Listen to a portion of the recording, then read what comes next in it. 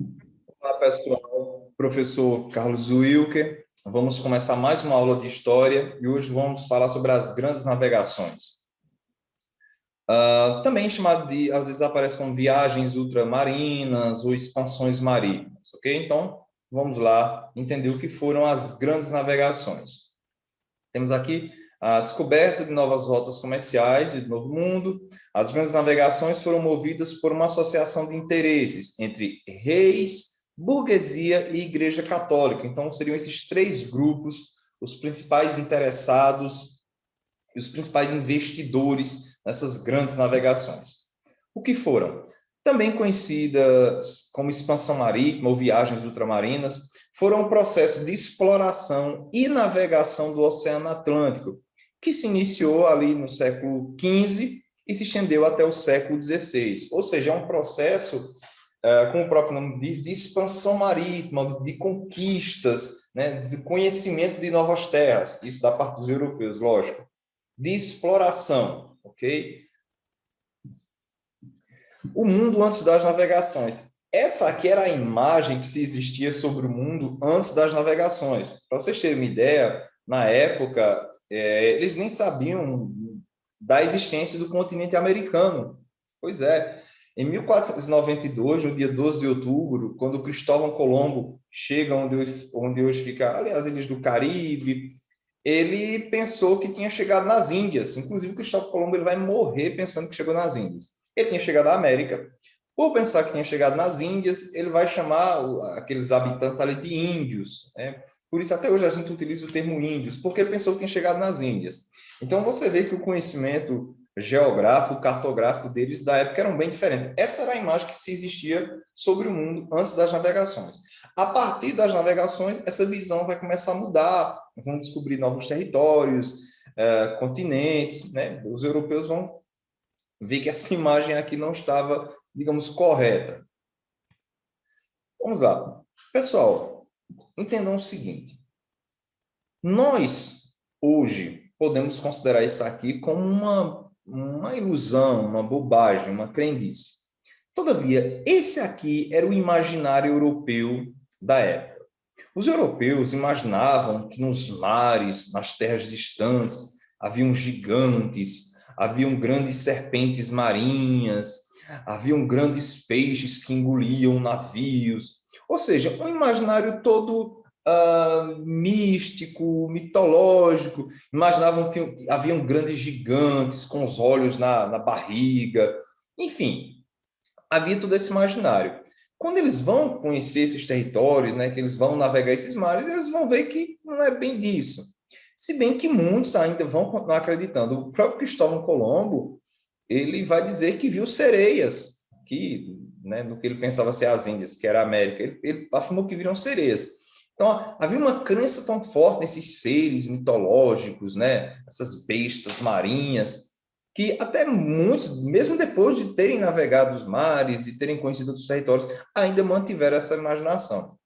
Então, assim, essa era a ideia que existia sobre o desconhecido, sobre mares desconhecidos, sobre águas e terras desconhecidas, ok? Esse era o imaginário europeu sobre esses novos mundos. Vamos entender. Em 1453, Constantinopla, que era a capital do Império Bizantino, que era a parte oriental do Império Romano, ela é tomada pelos turcos otomanos, são muçulmanos. E aí, isso dificulta as relações comerciais entre a Europa e a Ásia. Por quê? Os europeus, eles negociavam com o Oriente. Só que agora, essa parte ela está tomada pelos muçulmanos. E aí os europeus eles vão ter que procurar uma outra opção, uma outra rota de negócios, de relações comerciais. Porque por ali não dá mais, está, né? Tá controlada pelos muçulmanos, não é mais as mesmas relações comerciais, oferece um certo risco, então eles vão ter que procurar uma outra opção. E aí esses ocidentais, esses europeus, vão buscar uma outra opção para substituir, né, essa rota comercial que havia com o Oriente. E aqui, algumas motivações para essas grandes navegações, esses grandes investimentos em navios e tecnologias náuticas para explorar mares. Primeiro, encontrar novas terras, já que os solos europeus estavam bastante esgotados. Os solos europeus estavam bastante esgotados, por quê? Você plantava, colhia, plantava, isso vai começar a desgastar o solo. Então, encontrar novos territórios para plantar e para colher seria bastante interessante para os europeus.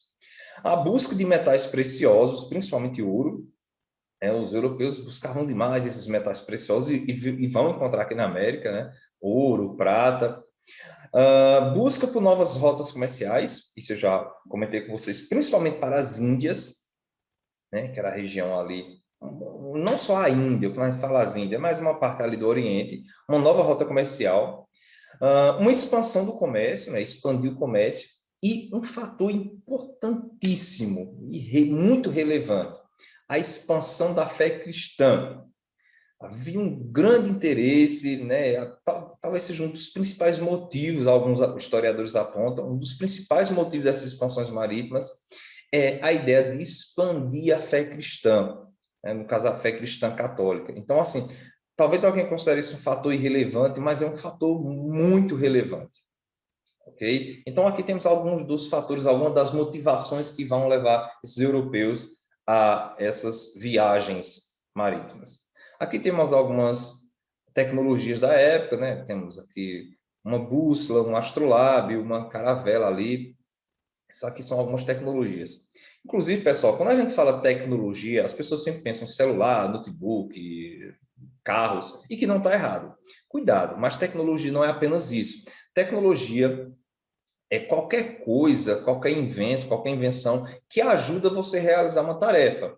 Então, por exemplo, tem aqueles homens lá das cavernas, eles tinham tecnologia, viu, gente? Tecnologia não é só energia elétrica, coisas industriais. Por quê? Imagine que você confecciona um machado de pedra ali e tal. Se aquele instrumento vai ajudar você a realizar uma tarefa, é uma tecnologia, é uma técnica. Ok? Então, tecnologia não são apenas coisas que a gente considera como modernas, né? Relacionadas sempre a produtos sofisticados, né? Produtos, equipamentos eletrônicos. Não é apenas isso que é tecnologia. Tecnologia é qualquer instrumento, qualquer invenção que ajuda você a desempenhar uma tarefa. E Portugal, ele é o primeiro país a começar com as viagens marítimas, né? Ele é o pioneiro das grandes navegações. O que é o pioneiro? O primeiro. Mas por que Portugal? Primeiro, Portugal já tinha um Estado nacional formado, forte, com apoio da burguesia. Ou seja, Portugal já tinha um país organizado, né, com um governante forte e tinha o apoio da burguesia, os burgueses. Segundo fator, uma posição geográfica favorável. De um lado, Portugal tem a Espanha, não dá para se expandir. Do outro lado, tem um oceano. Então, Portugal tem um oceano todo à sua frente. Então, a posição geográfica para as navegações dos portugueses ela é perfeita. Terceiro fator, novamente, determinação de disseminar a fé cristã. Novamente, aquele fator que eu falei que é muito relevante. E outro, tecnologia náutica avançada. Tecnologia náutica, pessoal, é relativo a navios, barcos, caravelas, navegações. Já que em Portugal havia uma escola chamada Escola de Sagres, em que essa escola não é uma escola como você entende hoje em dia, uma escola, tipo uma escola municipal, né? Era tipo uma, entre aspas, uma universidade, vamos chamar assim, onde lá se ensinava e se construía barcos, navios e tudo relativo a tecnologias náuticas, ok? Quando eu digo universidade é bem entre aspas, viu, gente? A viagem de Cristóvão Colombo, temos aqui em 1492, ele vai chegar aqui no dia 12 de outubro, e ele vai pensar que tem chegado às Índias, né? Na verdade, chegou à América. Inclusive, existe um filme muito bom chamado 1492, A Conquista do Paraíso, né? Que fala sobre essas navegações do Cristóvão Colombo e a chegada dele aqui ao continente americano. E aqui é importante lembrar, Portugal começa, mas não é apenas Portugal, depois vem a Espanha. São os dois países, né, que vão dar início às navegações, né, de explorar novas terras e essas viagens ultramarinas.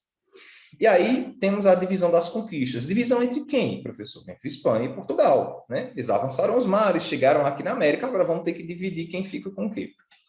Em 1493, nós vamos ter a Bula Intercoeteira, a gente vai daqui a pouco ver o que é isso, e depois, no outro ano, 1494, temos o famoso Tratado de Tordesilhas, que com certeza vocês já ouviram falar. Em 4 de maio de 1493, a bula intercoeteira, uma espécie de documento, estabeleceu um acordo que determinava as regiões de exploração de cada uma das nações ibéricas. Quais são as nações ibéricas? Portugal e Espanha. Toda vez que você ouvir países ibéricos, Península Ibérica, países da Ibéria, está falando de Portugal e Espanha. De acordo com o documento, uma linha imaginária a 100 léguas ou 660 quilômetros da ilha de Açores dividiu o mundo, determinando que todas as terras a oeste da linha seriam da Espanha e todas as terras ao leste seriam dos portugueses. Isso não satisfez muita gente, algumas pessoas discordaram, alguns dizem que os portugueses já sabiam da existência de outras terras, então não vai ser aceito esse documento. E aí, em 1494, vai ser assinado o Tratado de Tordesilhas, que vai usar agora a ilha de Cabo Verde como critério, que aí seria a 370 léguas de Cabo Verde. Aí você tem a oeste você tem, fica com a Espanha, ao leste fica com Portugal. E aí vai ficar mais ou menos assim, olha. Okay? Essa parte verde aqui à esquerda de vocês seriam posses da Espanha, e a parte aqui amarela fica de Portugal. Aí talvez você pense, oh, professor, mas ficou tão pouco para Portugal, né? Nossa, os portugueses se deram mal. Só que se você for ver por esse outro ângulo aqui, olha, temos aqui 370 léguas, temos aqui Cabo Verde, olha aqui esse pontinho verde aqui. Então, vejam, daqui para cá seriam posses da Espanha. Daqui para cá seriam posses de Portugal. Então, vejam que a Espanha começa aqui, olha, ele vai aqui até o outro lado. Então, vejam que Portugal não saiu na desvantagem.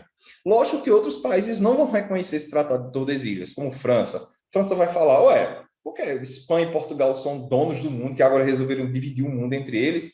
Então, franceses, holandeses, ingleses não vão reconhecer essa divisão do mundo, porque eles vão falar, ué, são donos agora e a gente é o quê? Então, vocês decidem, a metade do mundo é sua, a metade e a gente, né? Vocês não estão acima da gente.